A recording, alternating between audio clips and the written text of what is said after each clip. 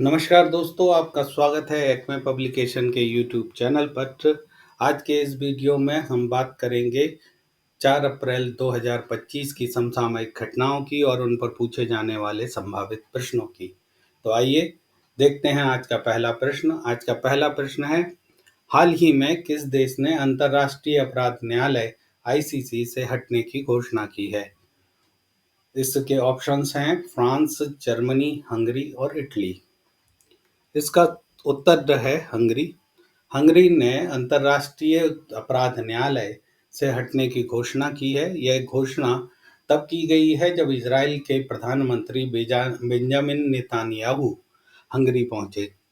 यह संभवतः नेतान्याहू की मेजबानी से जुड़ा हुआ है, जिनके खिलाफ अंतर्राष्ट्रीय गिरफ्तारी वारंट जारी किया गया है। अंतर्राष्ट्रीय अपराध न्यायालय एक स्थायी अंतर्राष्ट्रीय न्यायाधिकरण है जिससे मानवता के खिलाफ अपराधों, नरसंहार, युद्ध अपराधों के अपराधियों पर मुकदमा चलाने के लिए स्थापित किया गया है। यह संयुक्त राष्ट्र से स्वतंत्र रूप से काम करता है और इसका मुख्यालय नीदरलैंड के हेग में है। आइए अब देखते हैं दूसरा प्रश्न। आज का दूसरा प्रश्न है, हाल ही में अंतर्राष्ट्रीय मुद्रा कोष आईएमएफ की प्रबंध निदेशक की सलाहकार परिषद में किसे नियुक्त किया गया है? ऑप्शंस हैं रघुराम राजन, अरविंद सुब्रमण्यम, एन चंद्रशेखरन, उर्जित पटेल। इसका उत्तर है एस चंद्रशेखरन। टाटा सन्स के अध्यक्ष एन चंद्रशेखरन को आईएमएफ की प्रबंध निदेशक की सलाहकार परिषद में नियुक्त किया गया है। और ये जो आईएमएफ है, ये एक वित्तीय संस्था है जो अंतर्राष्ट्रीय मौद्रिक सहयोग को बढ़ावा देने के लिए और अंतर्राष्ट्रीय व्यापार को सुविधाजनक तरीके से काम करने के लिए बनाई गई है। आइए अब तीसरा प्रश्न देखते हैं। आज का तीसरा प्रश्न है, स्टार्टअप महाकुंभ के दूसरे संस्करण का उद्घाटन कहाँ हुआ है? ऑप्शंस हैं मुंबई, बेंगलुरु, नई दिल्ली, हैदराबाद। इसका उत्तर है नई दिल्ली।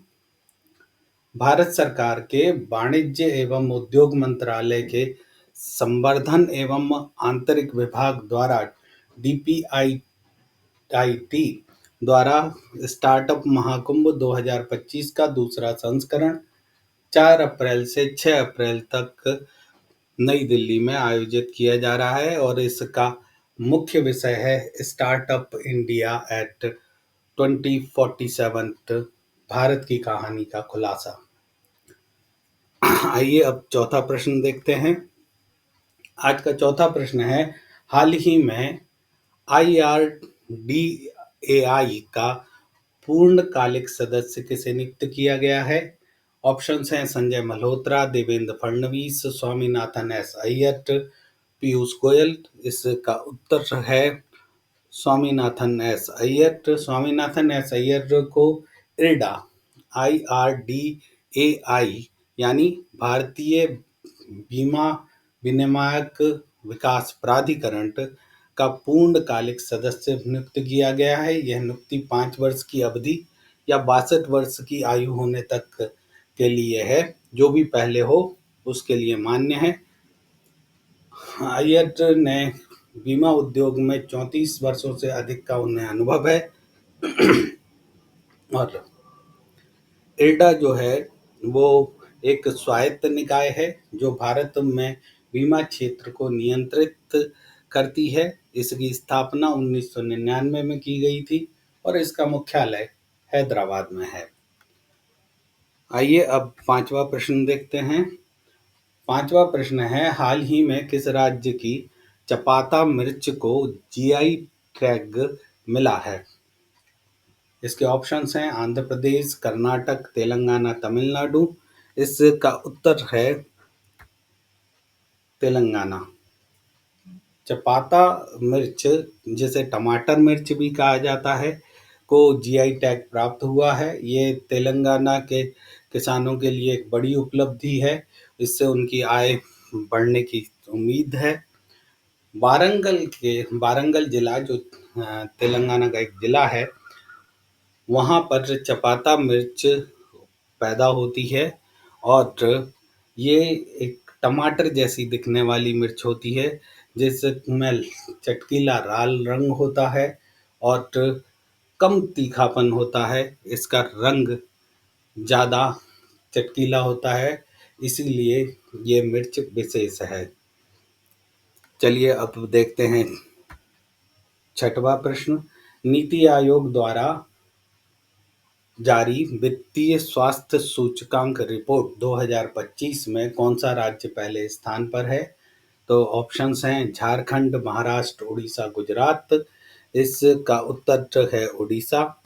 नीति आयोग ने राजकोषीय स्वास्थ्य सूचकांक FHI का को जारी किया है और इसमें राज्यों के राजकोषीय स्वास्थ्य को समझने की कोशिश की जाती है और इस बार इसमें 18 राज्यों को शामिल किया गया है, जो भारत की जीडीपी, जनसांख्यिकी और कुल सार्वजनिक व्यय, राजस्व और समग्र राजकोषीय स्थिरता में उनके योगदान के संदर्भ में अर्थव्यवस्था को संचालित करते हैं। इन राज्यों को इसमें शामिल किया गया है। उड़ीसा सूचकांक में सबसे ऊपर है, उसके बाद छत्तीसगढ़ है, फिर गोवा, फिर झारखंड और फिर गुजरात। यह रिपोर्ट एक समग्र सूचकांक के जरिए प्रत्येक राज्य की राजकोषीय स्वास्थ्य को का मूल्यांकन करती है। आइए अब देखते हैं सातवां प्रश्न है। हाल ही में प्रधानमंत्री नरेंद्र मोदी को थाईलैंड की प्रधानमंत्री ने त्रिपिटक की एक प्रति भेंट की है। पाली भाषा में रचित त्रिपिटक किस धर्म से संबंधित है? ऑप्शंस हैं हिंदू धर्म, बौद्ध धर्म, जैन धर्म, सिख धर्म। इसका उत्तर है बौद्ध धर्म। त्रिपिटक एक बौद्ध ग्रंथ है जिसमें बुद्ध की दिए हुए उपदेश और शिक्षाएं संग्रहित हैं। यह ग्रंथ पाली भाषा में लिखा गया। त्रिपिटक का अर्थ है तीन पिटारियां और इसे तीन भागों में विभाजित किया गया है। एक है विनय पिटक, दूसरा है सुत्त पिटक, तीसरा अभिधम्म पिटक। विनय पिटक में भिक्षुओं और भिक्षुणियों के लिए नियमों का संग्रह किया गया है और सुत्त पिटक में भगवान बुद्ध के उपदेशों का संग्रह है और अभिधम्म पिटक में बौद्ध दर्शन और मनोविज्ञान का विवेचन है। आइए अब आठवां प्रश्न देखते हैं। आठवां प्रश्न है हिंदी रंगमंच दिवस कब मनाया जाता है? ऑप्शंस हैं 1 अप्रैल, 2 अप्रैल, 3 अप्रैल, 4 अप्रैल। इसका उत्तर है 3 अप्रैल। हर साल 3 अप्रैल को हिंदी रंगमंच दिवस मनाया जाता है, जो रंगमंच हिंदी रंगमंच और नाट्य कला को बढ़ावा देने के साथ साथ भारतीय थिएटर के योगदान को भी सम्मानित करने के लिए मनाया जाता है। इस दिन को चुने जाने का मुख्य कारण यह है कि 1868 में इसी दिन बनारस में पहली बार शीतला प्रसाद त्रिपाठी द्वारा लिखा हिंदी नाटक जानकी मंगल को का मंचन हुआ था और यह दिवस हिंदी रंगमंच के विकास और उसके इतिहास के महत्व को याद रखने के लिए एक अवसर प्रदान करता है। आचार्य रामचंद्र शुक्ल ने अपने हिंदी साहित्य के इतिहास में इस नाटक के मंचन को प्रामाणिक रूप से पुष्ट किया है और वहाँ पे इसकी प्रामाणिकता मिलती है। इसके अलावा वैश्विक स्तर पर थिएटर कला को समर्पित विश्व रंगमंच दिवस हर साल 27 मार्च को मनाया जाता है, जिसकी शुरुआत 1961 में इंटरनेशनल थिएटर इंस्टीट्यूट द्वारा की गई थी। आइए अब नौवां प्रश्न देखते हैं। हाल ही में एसबीआई कार्ड का नया प्रबंध निदेशक और मुख्य कार्यकारी अधिकारी यानी एमडी और सीईओ किसे नियुक्त किया गया है? ऑप्शंस हैं संजीव चड्ढा, दिनेश खारा, सलिला पांडे, अनुज भूषण पांडे। इसका उत्तर है सलिला पांडे। हाल ही में सलिला पांडे को एसबीआई कार्ड का नया प्रबंध निदेशक और मुख्य कार्यकारी अधिकारी नियुक्त किया गया है। सलीला पांडे इससे पहले एसबीआई फंड मैनेजमेंट में ऊंचे पद पर थी और उनके पास बैंकिंग और वित्तीय क्षेत्र का 30 साल या 3 दशकों का अनुभव है। SBI card state bank of India की एक सहायक कंपनी है। आइए अब आज का 10वां प्रश्न देखते हैं। 10वां प्रश्न है कि हाल ही में किसे पीएफआरडीए का अध्यक्ष नियुक्त किया गया है। इसके ऑप्शंस हैं राजीव गोया, शिव सुब्रमण्यम रमन, गोपाल विट्ठल, रजनी कोहली। इसका उत्तर है शिव सुब्रमण्यम रमन। शिव सुब्रमण्यम रमन को हाल ही में पेंशन फंड नियामक और विकास प्राधिकरण पीएफआरडीए का अध्यक्ष नियुक्त किया गया है। वे दीपक मोहंती की जगह लेंगे, जिनका कार्यकाल मई 2025 में समाप्त हो रहा है। आइए अब 11वां प्रश्न देखते हैं आज का 11वां प्रश्न है, हाल ही में माइक्रोसॉफ्ट ने 3 एआई केंद्र स्थापित करने के लिए किस राज्य के साथ समझौता किया है। इसके ऑप्शंस हैं गुजरात, महाराष्ट्र, कर्नाटक, तमिलनाडु।